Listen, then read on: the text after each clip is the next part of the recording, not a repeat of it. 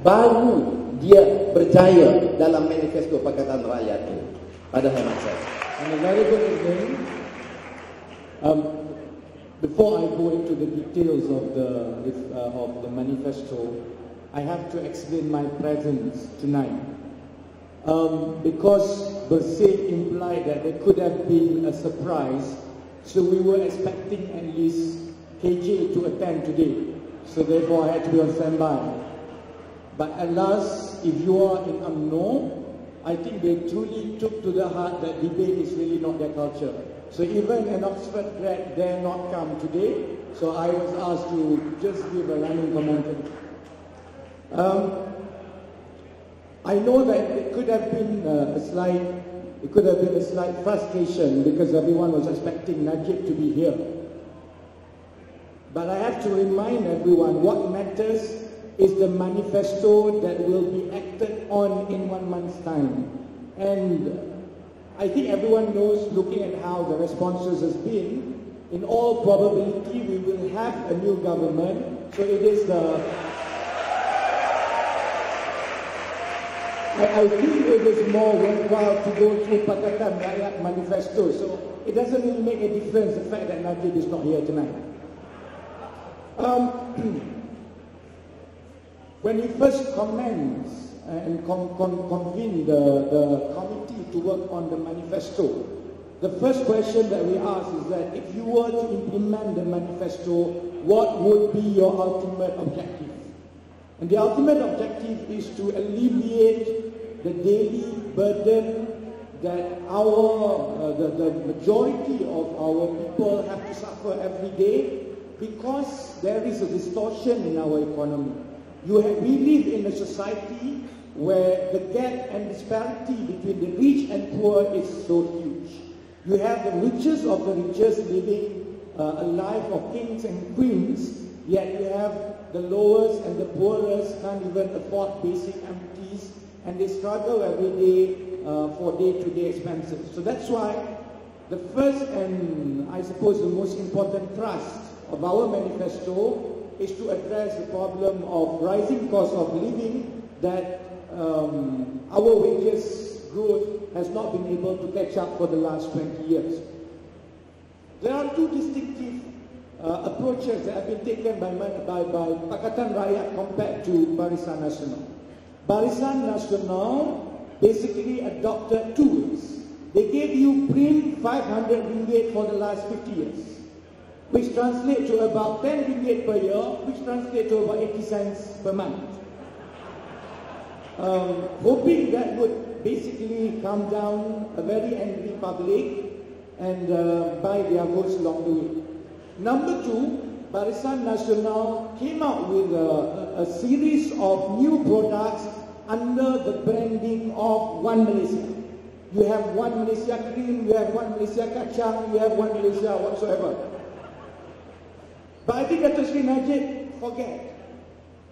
What we want as Malaysians is to live our life with dignity.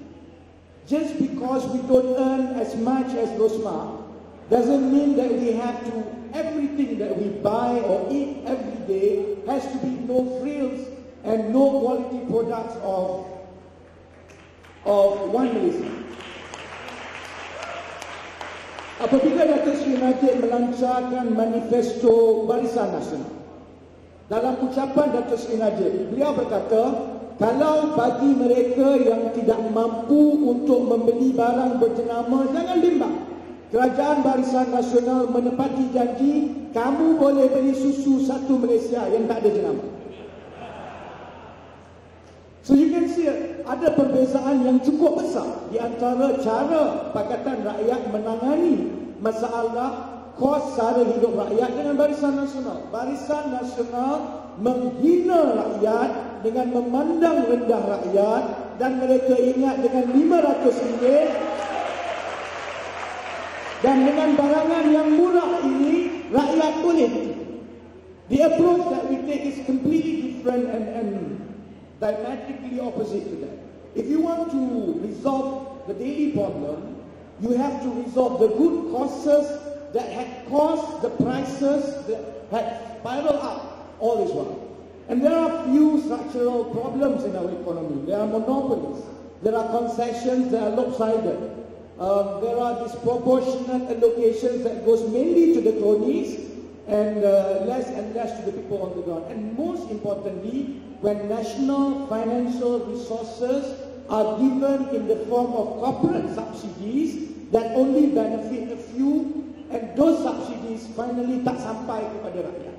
Sebab itu untuk kita menyelesaikan masalah kos sara hidup, kita menyarankan beberapa perkara yang perlu ditukar serta-merta. Contoh, apabila kita berkempen untuk menurunkan harga kereta, ini adalah kerana hutang kereta adalah hutang yang kedua terbesar yang ditanggung oleh setiap keluarga.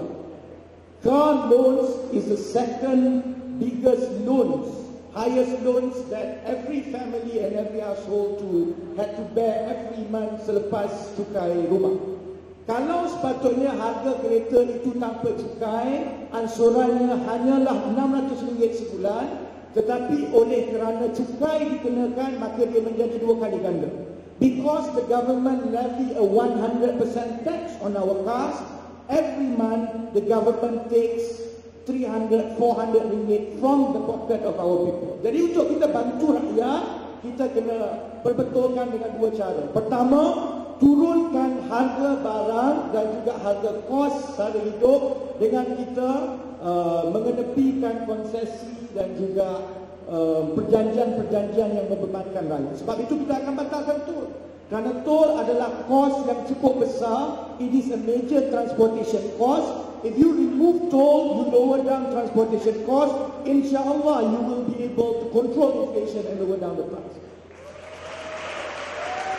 Sebab itu, apabila kita tengok dan kita mampu untuk menurunkan harga minyak, contohnya, for the time being, despite the worry that we are going down the road of subsidizing everything, but the priority now is to really help the poorest of the poorest. Dan caranya ialah, kalau kita menurunkan harga minyak, maka kos-kos yang lain juga akan turun. Dan ini cara yang terbaik buat masa sekarang untuk kita membantu rakyat Malaysia yang terbanyak. Sebab itu Datuk Seri Anwar sudah maklumkan, 7 Mei 2013 kita akan umumkan kita menurunkan harga minyak. Dan akhir sekali soal bukan kita. Pertama, kita kena turunkan kos yang kita tanggung. Kedua, kita kena pulangkan kembali wang ke dalam poket rakyat. I've always maintained all along in all our economic forum, RM1 is better to be in the pocket of the public and the people, not in the pocket of the minister. Kalau wang itu berada dalam poket kerajaan dan poket menteri, maka lebih besar risiko ia menjadi wang rasuah. The more you give money for the government to keep, the more they become very creative to come up with project to swindle that money. That's why, sebab itu kita ada menteri yang cukup kreatif, datang dengan projek 250 juta memelihara lembu dalam kondo, only in Malaysia. So it is best to make sure as much money is being kept in our pocket and not to go to government's pocket. And for that, any tax, any levy, any form of fees that we pay to government that are unjust. And levying a 100% tax on cars are unjust, because the majority of people who have to bear this burden are the poorest of the poorest, who have no choice but to own a car, especially in the remotest areas of Sabah and Sarawak. Sebab itu, kita telah menjanjikan di dalam manifesto kita bahawa kita akan menghapuskan cukai excise ke atas kereta, supaya dalam tempoh 5 tahun, harga kereta akan turun separuh daripada harga yang ada sekarang.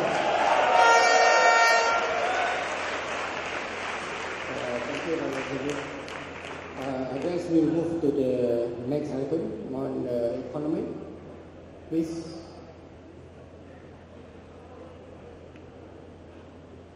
Yep, thank you. Okay. Bila saya tengok perbandingan, We launched our manifesto on 25th of February 2013. We had to wait almost 6 weeks before Barisan Nasional launched their own. And on the same night, as I was going through the manifesto, I felt that it was eerily familiar. Nampak macam kenal saja manifesto dia. Sebab itu, they try very much their best to at least complement and copy a lot of what we had in our manifesto, except for the key structural reforms of the economy. Contohnya, kalau saudara-saudari tengok contoh yang pertama, untuk mewujudkan peluang pekerjaan sebanyak 3.3 juta pekerjaan baru. Mereka terpaksa menjawab kerana di dalam manifesto Pakatan Rakyat kita menjanjikan 1 juta peluang pekerjaan baru dalam tempoh 5 tahun. The main problem is BN's calculation is really off. It's, well, but that's not a surprise. BN memang tak berhenti mengira. So, because if you look at their track record now, in between 2009 and 2012, every year, and this data you can obtain from economic planning unit, every year Barisan Nasional under the leadership of Datuk Seri Najib as Finance Minister has only managed to add on average 300,000 new jobs every year. Kalau dia nak mencapai sasaran 3 juta kerja baru dalam tempoh 5 tahun, bermakna Datuk Seri Najib terpaksa mewujudkan peluang pekerjaan 2 kali ganda daripada rekodnya sekarang. Now at 300,000 new job every year, he has to double that immediately to 600,000 per year. Kecualilah dia mewujudkan lebih banyak kerja-kerja buruh asing, I think you can ask any economist or analyst to double job opportunities instantly overnight without any form of structural reform is almost impossible. So from the very beginning, itu bullet point yang pertama, to create 3.3 million new job is going to be a janji tidak ditepati if we elect Barisan Nasional. Baik. So what's the main difference between the approach that we have taken in our manifesto compared to BN's manifesto? We have maintained all along that our economy has a drag. It has not been growing at its potential growth because there are structural issues in our economy. Every year you hear great announcements that we've been meeting 4.5%, 5%, 5.2%. But I think generally people understand that that is not really what we should have been achieving. Our economy, if you remove all the impediments, dan kalau kita pastikan ekonomi kita ini bebas daripada kronisme, bebas daripada rasuah, kalau kita pastikan orang yang betul-betul layak menjadi peniaga dan usahawan yang berjaya yang mendapat bantuan kerajaan, our economy every year should have grown at around 6.5 to 7% every year. Angka yang ada di bawah Barisan Nasional sekarang adalah angka yang terbelakang, tercorot, yang hanya orang-orang BN yang tidak faham bahawa at 5% a year we are actually being left behind by Indonesia, by Thailand, by Singapore, by Vietnam and all our counterparts in this region. Sebab itu beza Pakatan Rakyat mencadangkan kita perlu mengambil pendekatan yang berbeza secara drastik. If you want to overhaul the economy, you have no choice but to take drastic measures to alter the makeup of our economy. What kind of drastic measures? You have to remove corruption. You have to make sure that it's open tender so that every cent, every ringgit that is spent by government gets the right value that is due to the people. Bukannya kalau nak buat jalan yang sepatutnya 100,000, apabila projek itu dapat kepada kroni UMNO Barisan Nasional, 100,000 menjadi 1 juta ringgit. Contohnya. You have to be serious about removing corruption. And for that to happen, you have to make sure accountable practices, open tender, and you have no choice but to review all the lopsided agreements that have not been beneficial to the public. Sebab itu salah satu janji utama di dalam manifesto Pakatan Rakyat we shall establish a public contracts commission. And maybe Dato' Ambiga can help us in terms of the details of doing that. Because every year, easily about 20 to 30 billion ringgit is wasted in the form of compensation or payments due to these kinds of lopsided agreements, whether it's highway concessions, whether it's independent power producer concessions, all sorts of concessions we have. This morning, I was part a document about a privatization concession given to a parliamentary candidate from UMNO. The cost to build UITM, one of the UITM branches in Perak, the cost to build is only 285 million. The concession for 23 years, when you add up annual payment of lease that you have to pay to the concession holder, the total cost is 1.3 billion, 10 times more than the cost of building that particular UITM branch. If we have 10 UITM branches being built every year, that means that we wasted 10 billion ringgit every year. Sebab itu saudara-saudari, kita perlu ada satu suruhanjaya perjanjian awal yang mana kita boleh menyemak kembali dan supaya dapat diputuskan secara bebas dan objektif perjanjian-perjanjian yang menekan dan tidak menguntungkan kerajaan dan rakyat, supaya kemudian perjanjian ini sama ada boleh dirundingkan kembali ataupun perjanjian-perjanjian ini boleh disaman ataupun sekiranya ada provisions di dalam perjanjian-perjanjian ini yang membolehkan kerajaan mengambil alih aset itu, kerajaan perlu mengambil alih aset itu. Dengan cara ini saudara-saudari, kita menghantar mesej yang jelas. We will send a very clear message to cronies, to people who have benefited from our economy, that the days of daylight plundering is over, and hopefully one by one, you will undo these kinds of agreements. Kemudian sudah tentu kita juga akan mengalih tumpuan daripada bantuan kepada kroni kepada bantuan to SMEs. Our economy is at a stage where the largest employer, the largest group of enterprises in this country come from the small and medium enterprises. We are also at the upper end of the value chain, of the lower cost value chain. Maknanya, kita tidak lagi boleh bergantung kepada kilang-kilang besar yang mengeluarkan barangan murah yang kita berharap boleh jual secara tukar di negara-negara lain. Kerana kita terpaksa bersaing dengan Vietnam, dengan Indonesia, India yang kosnya lebih murah.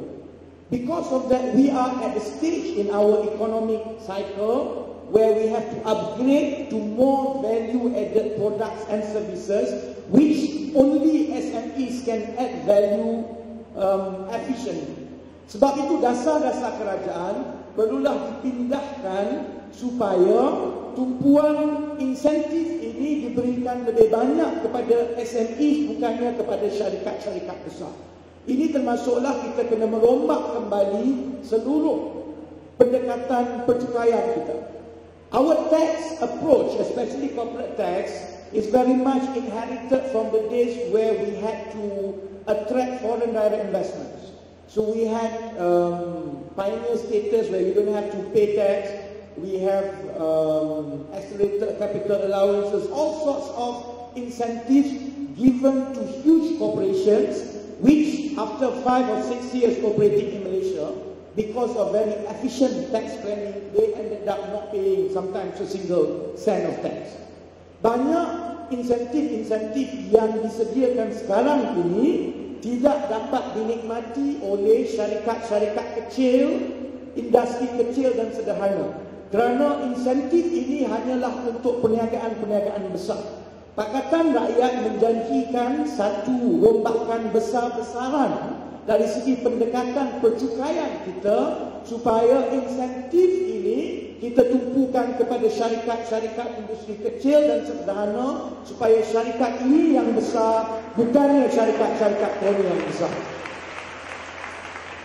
Dan akhir sekali saya kena sentuh tentang peranan GLC, the role of GLCs in our economy. We have made it very clear that it is not the role and place of a government to compete in an economy. Therefore, it is not the role of the Malaysian government through its subsidiaries and thousands of subsidiary companies to dabble in any small business. For example, kenapalah contohnya jabatan-jabatan kerajaan ataupun GLC perlu menubuhkan GLC untuk berniaga kerepek pisang? You don't need that actually. Leave that kind of small businesses to the real entrepreneur, because the size and the skill of that kind of enterprise suits the small entrepreneurs. Di bawah Pakatan Rakyat, we will ensure that GLCs are streamlined so that they only concentrate on strategic and national importance areas of the economy. That may include utilities, that may include projects of special scale and special importance in terms of size, oil and gas, for example, and such economic areas which is beyond your normal small and medium enterprises.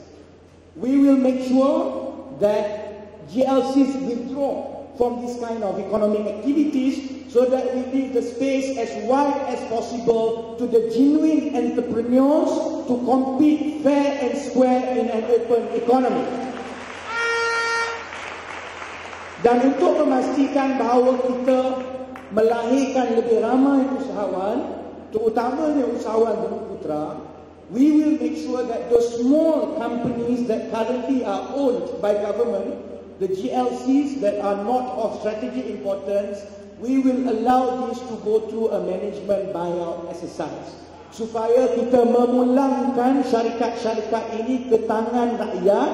And if, for example, the present management of such GLCs are capable, are proven with track record that they can manage and take equity in those companies, the government will allow as much opportunity and support so that we will hive off as many of these companies through management buyout.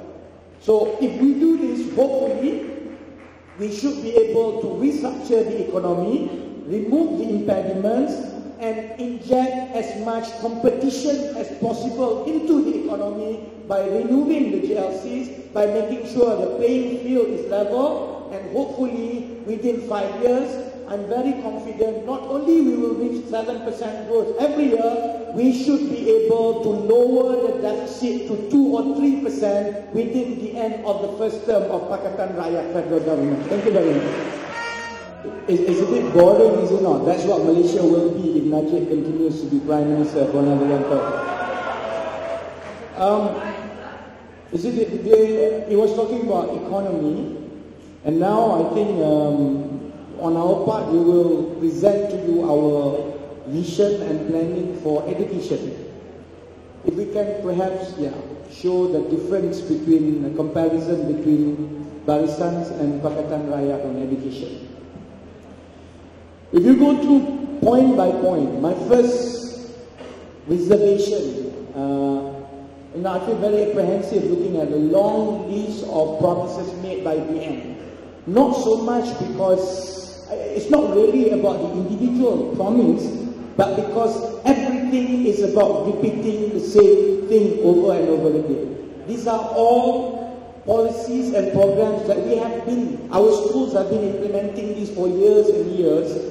And every year, we have seen a decline in the quality of education offered by national schools and our general education system. Maknanya, semua janji-janji yang dimasukkan oleh Barisan Nasional mengenai pendidikan ini akhirnya tidak membuahkan hasil. Ia sudah terbukti gagal. Kalau ia sudah terbukti gagal dan menyebabkan kualiti pendidikan kita jatuh tiap-tiap tahun, kalau kita teruskan juga dengan janji-janji begini, maknanya sudah tentu the road is only going further and further down. Saya ambil contoh, set up ICT labs in all schools. I mean, this is 2013 and we are talking about baru nak menubuhkan makmal komputer. Kids nowadays are already playing with tablets, you know, at 5 years old. And Barisan Nasional is talking about setting up IT labs in school. That is so passe, that's 15 years ago. Sebab itu, kalau kita teruskan dengan janji-janji Barisan Nasional ini, it will not alter the trajectory of our education system. What we require is a more drastic and a complete overhaul of our education system. Dan ada beberapa perkara yang cukup penting yang kita kena ambil kira. Pertama, dari segi akses kepada pendidikan. I know that and actually a lot of people criticize Datuk Seri Anwar and Pakatan Rakyat for defending the free education policy. A lot of people say that's populist, that's not doable, and that's only to win votes. Actually, we took a very long perspective of our education. If you look at higher education, especially under Barisan Nasional,